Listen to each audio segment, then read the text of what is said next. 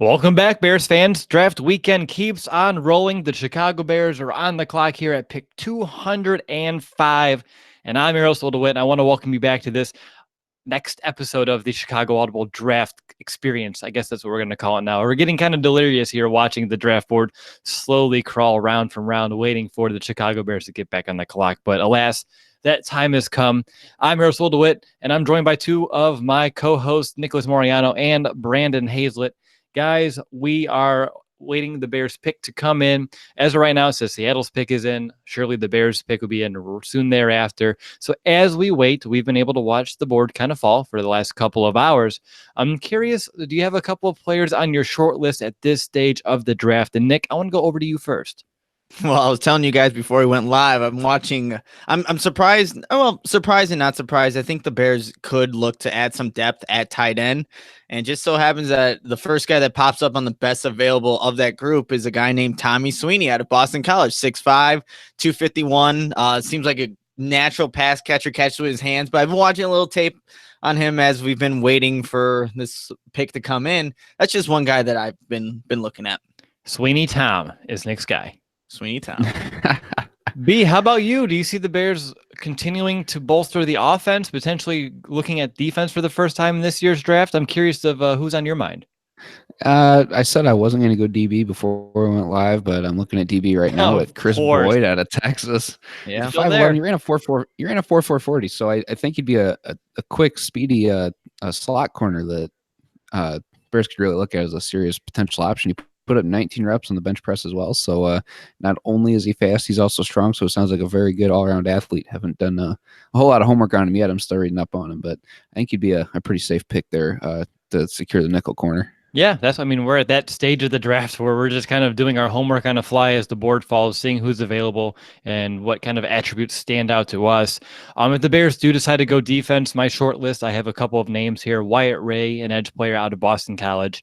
Tavon Coney, he's an inside linebacker out of Notre Dame. I know inside linebacker isn't a pressing need. It's actually pretty crowded between Roquan Smith, Danny Trevathan, Nick Kwiatkowski, and Joel Iyiegbuniwe. But if you're looking to add special teams talent, special teams player, he may be your guy.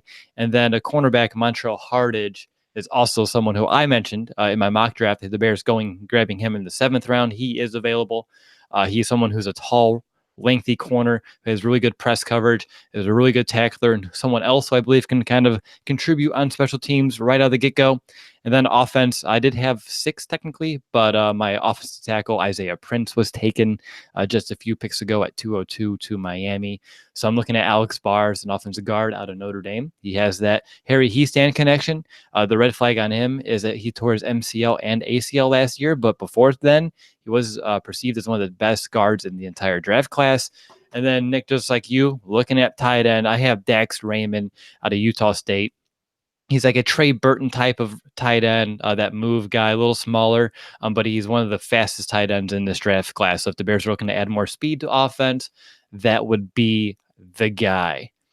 Well, fellas, it does say that the Chicago Bears pick is in, and I do see Bear selection popping up on my screen. So in just a moment, I'm going to let you know who this pick is. It is a cornerback.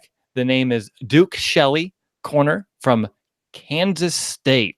So as none of us had him on our list, it's time to do some quick analysis on the fly. But Brandon, since you did mention DB, and I think we've all been kind of adamant, we know, and we're pretty clear that the Bears do need depth at the position here.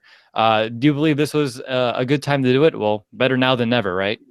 Yeah, better now than never, especially because we've talked about, at least I've talked about, it seems like all afternoon, about how they need to address that nickel corner position, and trying to find some information on him here quickly. I'm trying to see if he's going to be able to fill that role very well or not. Depends. Depends on his size, depends on his 40. But I think that the corner is definitely a position that needs to be addressed regardless which way you slice and dice it, because if Prince gets injured, we know how he's getting up there in age a little bit. He could also fill in there potentially. All right, so the Bears drafted a corner, and I'm actually going to admit the name already escapes me. It's off the screen, and I should have written it down. Duke Shelley. Duke Shelley out of Kansas State. Duke Shelley. See, because the name Duke, I was like, was he from Duke? Was his name Duke? Nope, well, he's Duke Shelley played it. Okay, look, I'll say this. I haven't even watched anything about him, But I'm going to tell you this, playing in the Big 12 conference, obviously we know a lot of offense is being played there. So for those defensive backs, they're getting a lot of opportunities to either get burned, to either show what they're about. So I guess you get a guy that's going to have a lot of a volume, a lot of just reps within the conference, playing the the Oklahomas of the world, the Iowa States, those kind of teams that are very pass heavy. So you get a guy that obviously comes from that conference. I'm watching some film as we speak on him versus Oklahoma State. Can't really tell you much more than that. I guess we'll have to look at his intangibles. I don't even see him right now. I'm looking at the top corners for ESPN. Yeah, I don't see him on that Not list. unless I'm just I've got his completely stat line missing him. pulled up here. And he had a productive couple years his junior and senior year there at Kansas State. He had 56 total tackles in 2017, 48 in 2016. And combined, he's got 8 interceptions for his career there as well. So he's a guy that he's shown he could be a little bit aggressive. He's only 5'9", 180, so he fills that nickel role very, very well, as I would like to think anyway. He's got the mold for it. What I'm seeing here is he tested extraordinarily well, at least according to the PFF metrics here in his coverage, his playmaker index, which is the interceptions per target, which I'm trying to even see what that number was. I'll let you know. He had last year 3 interceptions. He had 8 overall, 27 pass deflections throughout his 4 years at Kansas State. Yes, not from Duke. Duke Shelley is his name. I'm learning on the fly. And then his ability to keep yards per snap to a minimum. Passer rating allowed was very low as well. And he is primarily, it looked like a outside corner there, which at 5'9", 180, I'm assuming or projecting he would play more as that nickel back. Would that be your initial kind of gut instinct there in terms of Shelley, Nick? Yeah, I would think so. Just in terms of size, I mean, like the last corner that was, I think, roughly around that size. I'm thinking about like Tim Jennings, who's on the shorter end, but was still an outside corner.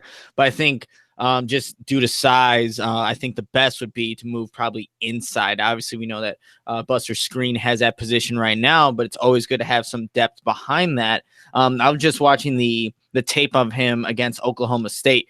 Had a crazy interception where the ball is thrown, it's going into the end zone. He has his head turned around a little bit and is able to get his hand in the way. The ball's almost on the back of his shoulder pad on his back and kind of just lands in his hands, gets into the end zone and gets the interception. So like you were talking about earlier, Brandon, with the number of interceptions he has, maybe he's just around the ball often. And, the ball just kind of ends up going in his favor into his hands for an interception. So hopefully that can translate to the Bears and, just be another playmaker down the road for this Chuck Pagano defense. I'm looking here that he did have a toe injury that knocked him out of Kansas State's final 5 games last year, which kind of made him a quote here from kansascity.com, a news article that he was a fringe draft prospect. Obviously, we don't even see him on a few of these big boards here, but I guess he really showed out at his pro day. Brandon, did you already mention like his 40 time and all that? I was kind of doing my stuff. I have it. Yeah, go ahead and say it because I don't remember if I said it or not. Yeah, I don't think so because he didn't do anything at the combine. I see here at his pro day, he had a 4. I don't know if he was even invited to the combine, actually, guys, but a 4.4640. And then after the fact, there's like 14 scouts that wanted to talk with him after his pro day, which kind of elevated his stock a little bit. And obviously, the Bears were probably one of those 14 there. So the Bears going cornerback, going with someone who was a little bit more under the radar. To me, this screams like someone that Ryan Pace had his conviction on. The scouts had their kind of stronger thoughts on his potential, and then even Chuck Pagano, who's very much known for his expertise with secondary playmakers, bringing in a guy like Shelley to me for how low he was kind of projected. Obviously, maybe some other teams were looking into drafting him, but the Bears had the conviction to get him here in the 6th round, even though you don't see him on a lot of big boards. I do see he was on the top 250 according to Pro Football Focus. He was at 248th, which again, when you're picking here at 202, isn't terrible. The Bears were getting great value earlier, and if this is a guy that they do grade a little bit higher than even then, I'm not overly concerned about it, I guess, in any means. Again, we're learning on the fly here. Nick, do you see anything else about Duke Shelley that we should know about? Yeah, just kind of still watching, staying with the same game against Oklahoma State in 2018, when he is able to diagnose what a receiver is running, especially on those out routes, has that quick reaction, plants his foot in the ground, and he almost should have had a second interception in this game. So those really quick twitch instincts that you like to see out of corners, being able to diagnose routes, break on them, just make a play on the ball. Especially with Chuck Pagano, like you said, Will. Obviously Pace, Pagano were influenced in getting this pick. He's definitely going to have somebody that has the potential to really work with and grow. So, yeah, just kind of seeing those kind of positive traits so far. That's what you want to see, especially out of these later round picks. None of these guys are guaranteed. They're not guaranteed to make the team. They're obviously going to make it to camp and compete. But if you're seeing these positive traits, you hopefully can expand them, help them grow in that area, and make them more consistent. Because that's what a lot of these players. That's why they're here in these fifth, sixth, seventh rounds. They just need to be overall more consistent. Everyone's got the athletic ability. They're all D1 athletes, but are you consistent enough to make these plays? So right now, I'm seeing some good things out of him just from this one tape that I'm watching right now on the fly. So yeah, I'm just going to continue to see what else kind of pops up, negative or positive. Absolutely. Some extra information about his toe injury. He did injure his toe on as he was trying to extend an interception into a pick six, which the game, I guess, was already in hands. And all he had to do was slide down on the play, but he tried to kind of take it to the next step and turn into a pick six. Ends up having to get surgery on that toe. He was a little upset that he wasn't able to participate in the combine because it was a lifelong dream of his. Obviously slow if you're going to be a D1 football player with NFL aspirations. You want to participate at the combine. But he did mention at his pro day that a lot of teams expressed interest in him strictly as a slot corner. So going back to what we mentioned with his size, he does kind of project in that slot corner kind of role here. Brandon, over to you in terms of how Duke Shelley projects this year. Obviously, being a sixth-round pick, no immediate expectations whatsoever. They did bring in Buster Screen to be that nickel corner. What would you envision being like the situation for Shelley this year? Is it more maybe that practice squad guy to develop and mold into someone who can take over in 2020, or do you give him like that outside shot of turning some heads in camp and earning himself an actual roster spot this year? I'll give any guy that we draft really an outside shot, especially at this point, because with like we talked about earlier before we went live, Charles Leno was a seventh-round pick, and he ended up being a starter from day one, and he's obviously held his own for the duration of his career here in Chicago. So I'll give anybody an outside shot, really, and I think that his production, the way he compares within the Big 12 conference, really helps lend a hand as far as where to compare him to. I have it up here somewhere. I had it. I was looking. He's actually got some kick and punt return experience as well. So that could also be an area that he's getting some time in, as well as on the special teams, which is something that we know that the Bears need. But going back to his career honors, where he ranks in the conference, the coaches had him second all Big 12. Pro Football Focus had him first team all Big 12, and he had Big 10 or Big 12 Defensive Player of the Week a couple times in 2018 and a couple times in 2017 as well. So he stacks up pretty well within the conference, it looks like, especially in the last couple of years. Got third honorable mention, all Big 12 by the coaches and by PFF as well in 2017. So he's got some special teams experience, which is really good. And then also just the fact that he's able to compare, be one of the top 5, I would say, within his conference shows kind of where he's at. All right, so I do see here, looking at Roto World for player news, the top thing that I see for Mr. Duke Shelley is actually that he was arrested in the first week of November. Pay your For parking tickets. Yeah, actually, yeah, it was actually just citations for having no proof of liability insurance, an expired tag on his car, and owning a vehicle that wasn't registered. And then he just posted a bond, and then he was good to go from there. So obviously, that's not a character kind of arrest. I mean, that's still It's illegal. It happens. Yeah. I mean, it's illegal. I mean, the thing, it happened. I mean, being a college kid, those sorts of things too are usually not in your wheelhouse. Usually family takes care of those things, or circumstances like that. But this wasn't like a felony or a violent crime or anything of that nature. So to me, this isn't even a red flag.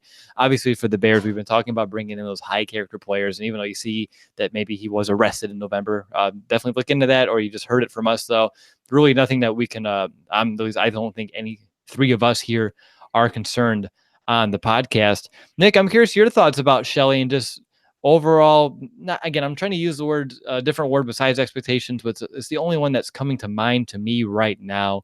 What do you envision just his like early career being here in Chicago? Yeah, and it's tough to say right now because I think a good point going back to Brand's point is that special teams value. You want to see this guy possibly be a gunner on special teams, or maybe he competes with Cordero Patterson for a returning job because he does have some good experience there. But I think that's where you're going to see the impact of Shelley early on in his career. And once he can show the coaches that he can do his job there on special teams, then you can earn yourself some I guess brownie points and maybe get implemented in the defense one day. But I was just watching again, going back to that Oklahoma State game, and then knowing that he was a return man, you saw in the second interception that he had, gets it, knows what to do with the ball when it's in his hands. He just kind of has that vision, and with an open field in front of him, it looks like it was natural for him to just kind of take it back. They didn't take it all the way to the house or anything, but he was just fluid in his running and then just kind of maneuvering through open field. So that could be a possibility for how Shelley can maybe get on the field.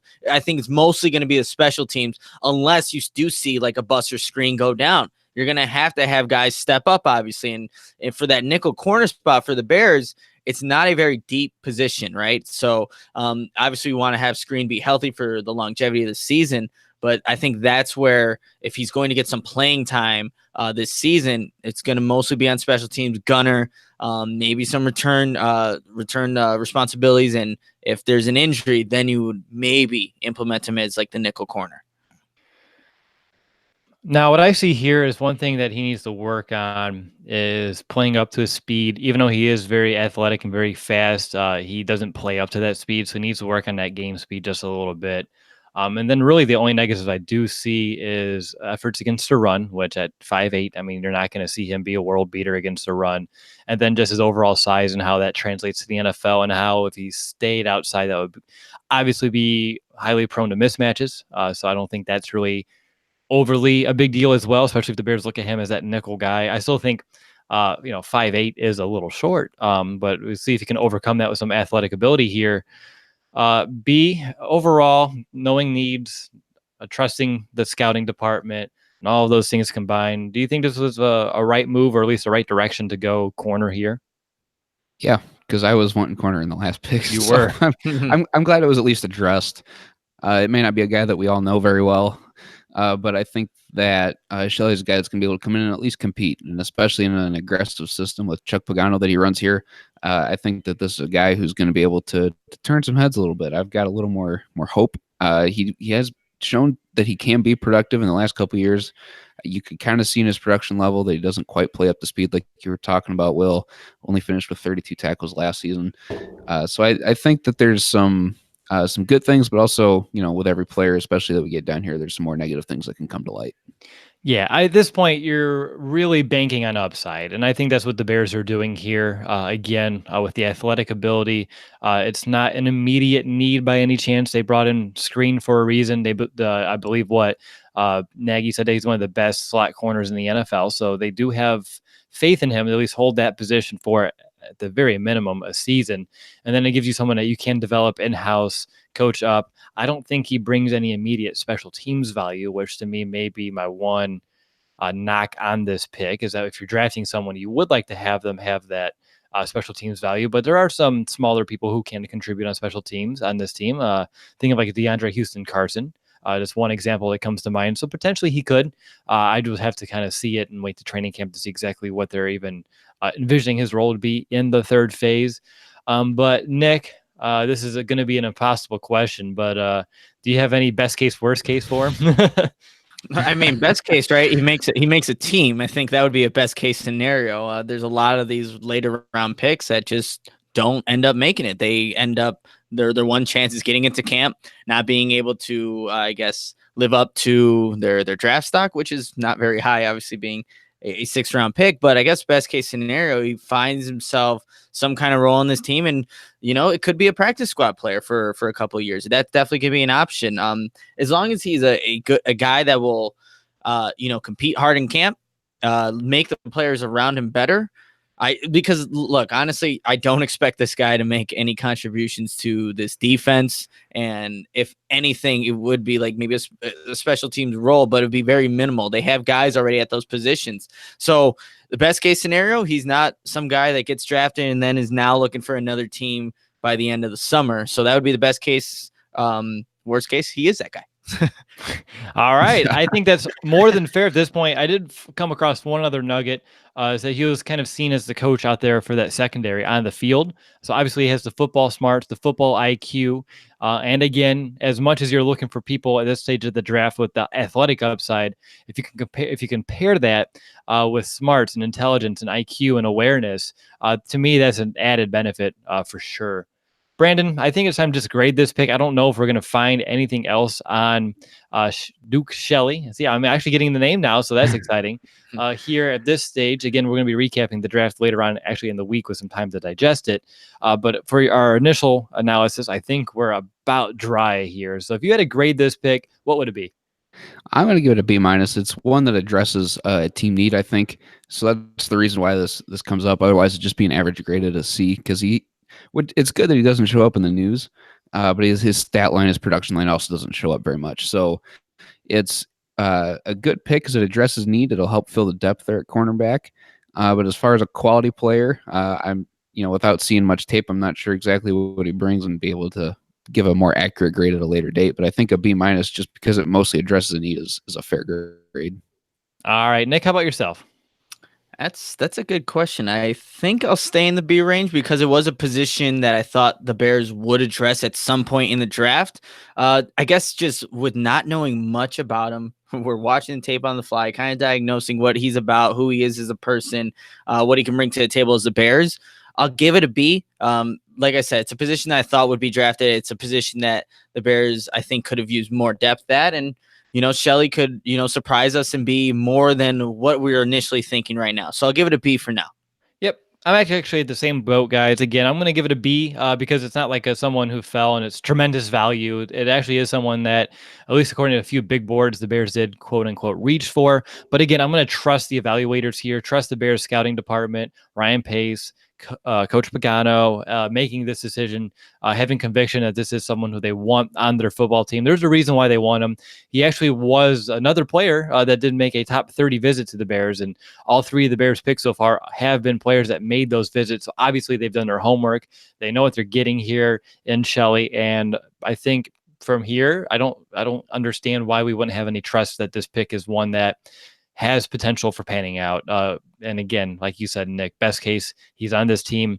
He can find a way to make an impact or at least stay around for a couple of years to kind of develop and transition to the NFL.